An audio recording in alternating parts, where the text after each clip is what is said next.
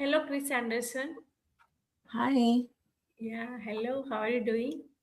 I'm good. I can't see you. All I can see are my slides, and I don't know how to get the picture back. Yeah, I will present it from my end. Before that, I want to introduce you to our audience. So Okay. you'll have my slides, Yeah, and then when you introduce me, then I'll come on yeah, stage and I'll actually yeah, see something on my screen. So right yeah, now, all I can see are my slides, right? yeah. And then And in a we are minute, on live now, and we are on live. So before that, I want to introduce you to our audience. Then you can start your presentation. Okay. Uh, Chris Anderson is a female life and leadership coach, motivational speaker, trainer, and social worker with more than 25 years of experience in human development. She inspires leaders at every level through authentic storytelling, practical strategies, and transformational coaching to help them unlock their potential, grow personally and professionally, and experience great fulfillment in life and work. As the founder of Why to Inspire LLC, Chris is passionate about developing confident, purpose driven leaders and empowering individuals to thrive despite challenges. That was an interesting bio, Chris, and the stage is all yours. thank you. Today's topic is overcoming gender bias in the workplace for female emerging leaders. Let's start with the concept of gender bias. What is gender bias? According to the Oxford Review, gender bias is preferential treatment or negative attitudes towards individuals based on gender. Biases can be explicit, where they're conscious and intentional, or implicit, where they're unconscious and automatic. They can manifest in language, behavior, policy decisions, or organizational culture. And what is the purpose of talking about gender bias and promoting equality for women in the workplace? According to Oxford Review, individuals are evaluated and treated based on merit, not gendered assumptions. Equality in the workplace helps to eliminate structural barriers that prevent marginalized genders from accessing opportunities and advancements, and support psychological safety and a culture of respect and inclusion, which promotes retention in the workplace. Why is this topic so important? According to Novotny, in her article on Women Leaders Make Work Better, here's the science behind how to promote them. Leaders play a pivotal role in organizational success. And when women are empowered to lead, the results can be metamorphic for everyone. Again, my name is Chris Anderson. I'm a life and leadership coach, as well as a motivational, inspirational speaker and social worker of over 25 plus years. The resources I will be highlighting today are scholarly, peer-reviewed, and practitioner-led. I will be adding my own feedback as well as a practitioner. Please hold Q&A until the end of the presentation. Happy to answer any questions you may have. And if we don't have time for questions at the end, you'll have an opportunity to reach out to me individually. And my literature review, what that entails, I've used several different resources to focus on this concept of gender bias and equality in the workplace. The first concept we're going to be talking about is challenges female emerging leaders face in the workplace and why gender equality is good for business. We'll also be talking about how a woman's mindset influences her ability to overcome real and perceived obstacles that affect her confidence. And lastly, how training and development through coaching, mentoring, and networking can improve leadership abilities to promote a positive work culture and climate. First key area that we're going to focus on are challenges female emerging leaders face in the workplace. According to Oldridge, who wrote an article titled A Grounded Theory Study Exploring the Contribution of Coaching to Rebalancing Organizational Power for Female Leaders and Coaching Psychologists, stereotypes about women have led to a psychological glass ceiling where invisible prejudicial barriers impact leadership development. What are some of the prejudicial barriers that are invisible yet profound? First of several. I've listed 4. There are more. The first is social status theory, where men are more readily accepted as leaders and women are more universally identified as having less power and lower status. Then we have role congruity theory, which states that women are warm, collaborative, and nurturing, which is incongruent with attributes of a leader that are required for a leader. And leaders are seen as assertive and in control. There is a lack of fit because there is a belief that women care for men and men take charge. And when women believe they are inferior to men in the workplace as leaders, they have less desire to take interest in leadership roles. Then why is gender equity good for business? According to Novotny, in her article, Women Leaders Make Work Better, here's the science behind how to promote them.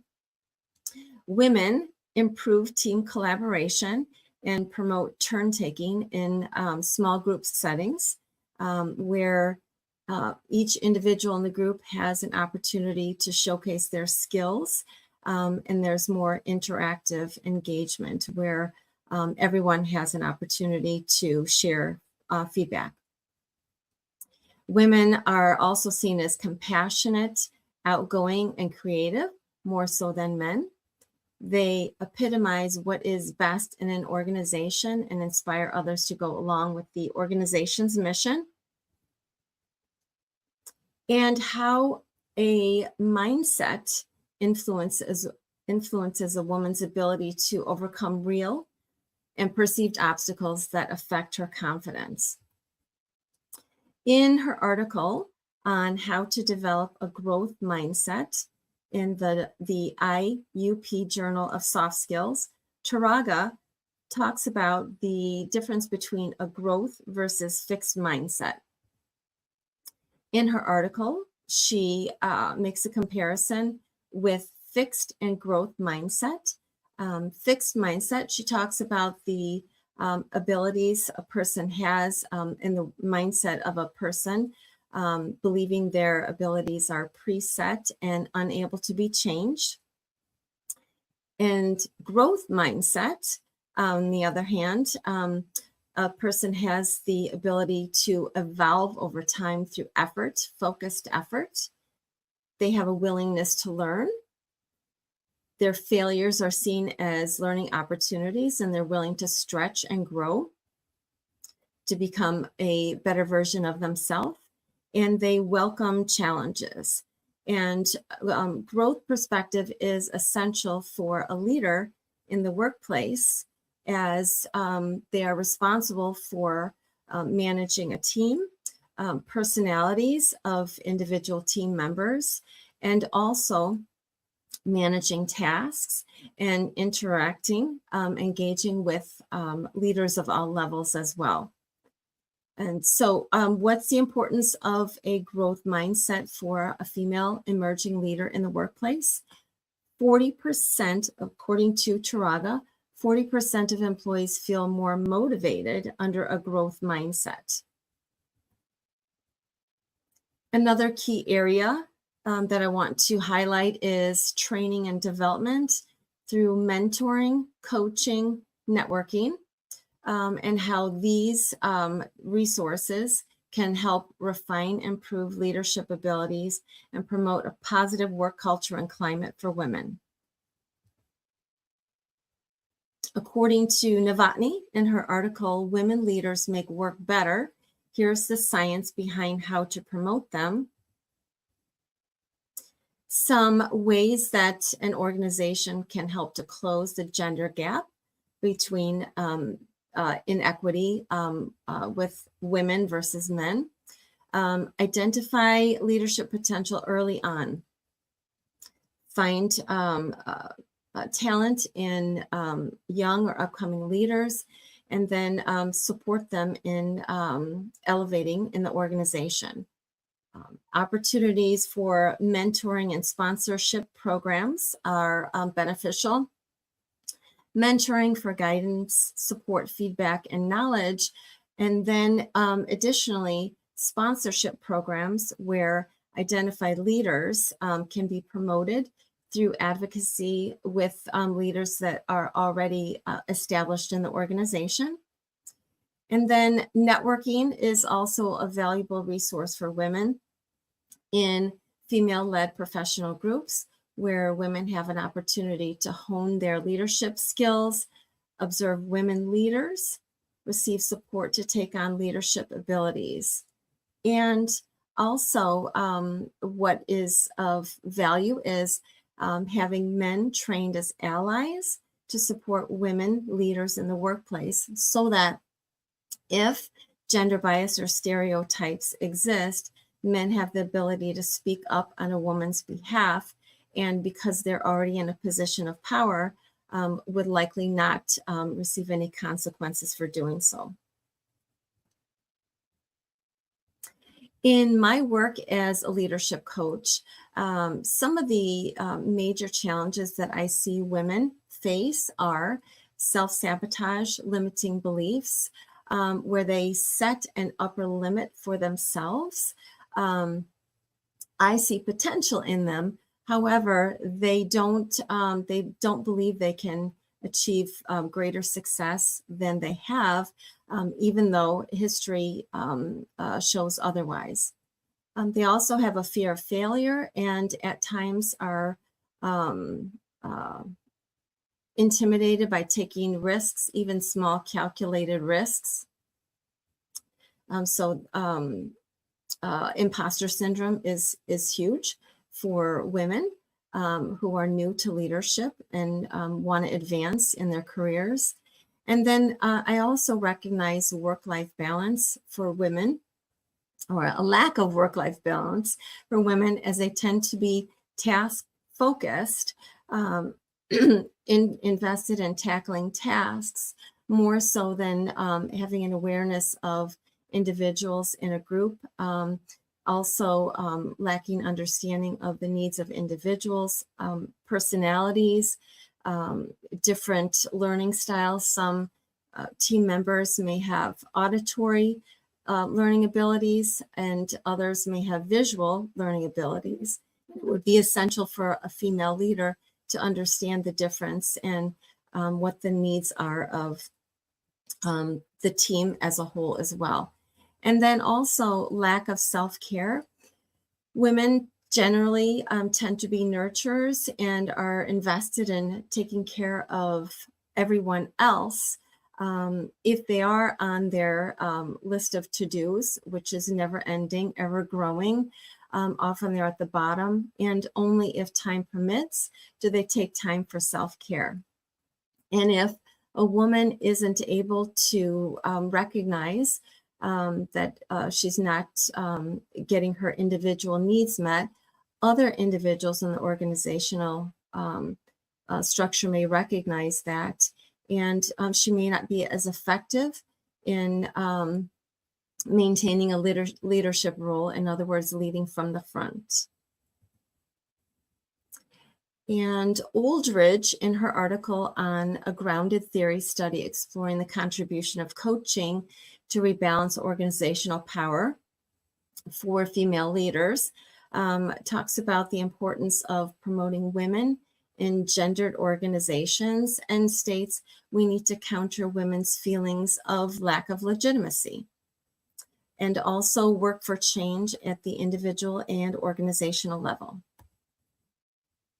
As a leadership coach, a life and leadership coach, my experience is working with women one-on-one behind closed doors, so to speak, where they have an opportunity to work with me as their authentic self. They're able to use me as a sounding board, explore possibilities for their future.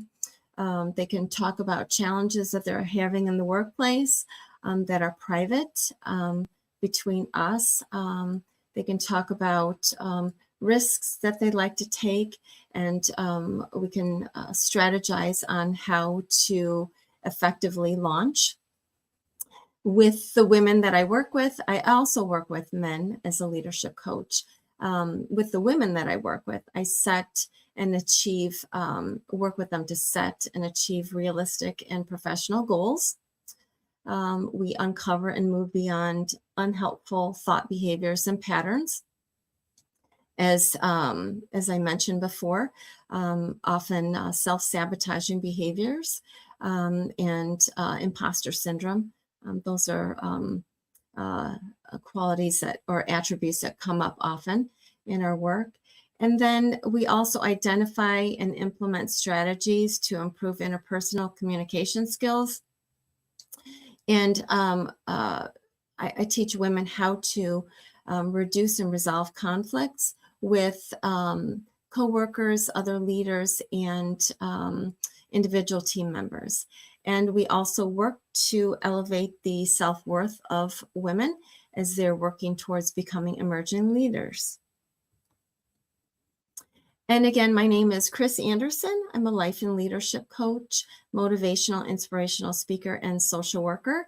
If you'd like to learn more about what I can offer, please go to my website, Come Alive and Thrive with Chris with a K.com. You can also find me at chris@wired2inspire.info. And what is next? I am really excited about having my first book published in the fall of 2026. I'm going to be introducing a host of strategies and tips to help individuals at all levels cut their learning curve and identify ways to get unstuck and get moving in the right direction in their life and work. And again, you can check me out at comealiveandthrivewithchris.com for details. And again, just an overview of the resources that I use for today's presentation. Again, using myself as a resource, I'm a life and leadership coach. I've been coaching individuals at all levels for many years. And the privilege that I have in working with individuals is that I get to see them come alive through our work. I get an opportunity to help them realize their potential. They can express vulnerabilities, take small steps to achieve bigger goals, and we get to celebrate their successes together. Also, I highlighted an article from Novotny on how women leaders make work better. Here's the science on how to promote them. Oldridge, in her article on a grounded theory study exploring the contribution of coaching to rebalance organizational power for female leaders. I also highlighted what gender bias is through the Oxford Review and talked about the difference between growth versus fixed mindset, utilizing Taraga's resource, How to Develop a Growth Mindset.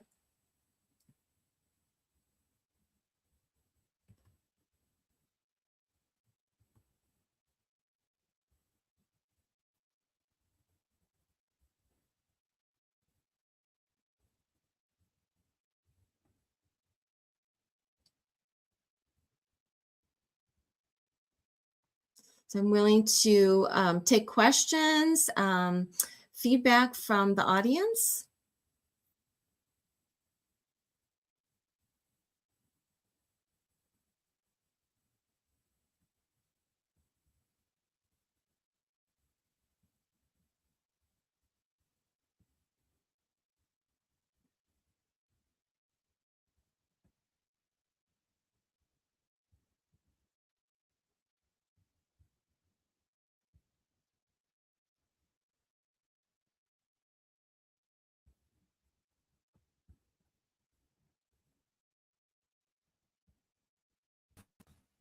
Yes, Chris Anderson, thank you for your session.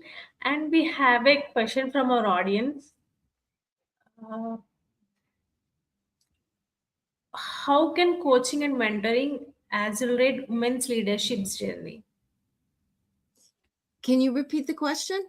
How can coaching and mentoring accelerate women's leadership journeys?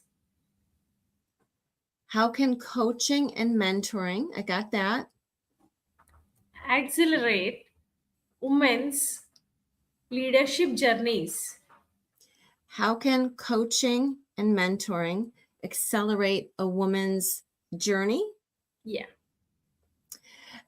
With mentoring, women have an opportunity to learn skills from someone who is an established leader, and they can ask questions pertaining to challenges that they may experience as a leader in a particular organization.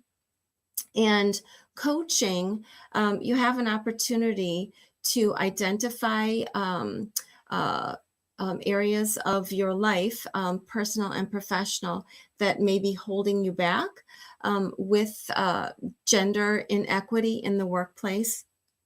A woman may feel inferior to males and hesitate to advance into a leadership position. So there's an opportunity for a woman to identify her vulnerabilities, talk about what challenges she's facing. And as a coach, we have an opportunity to coach to the gap, or close the gap between where she is and where she wants to be in her Yeah. leadership. Yeah, we got your answer. And thank you so much for your valuable time today, Chris. It was an interesting presentation. Okay, thank you. Thank you so much. And please be on the backstage and join the next session, Chris.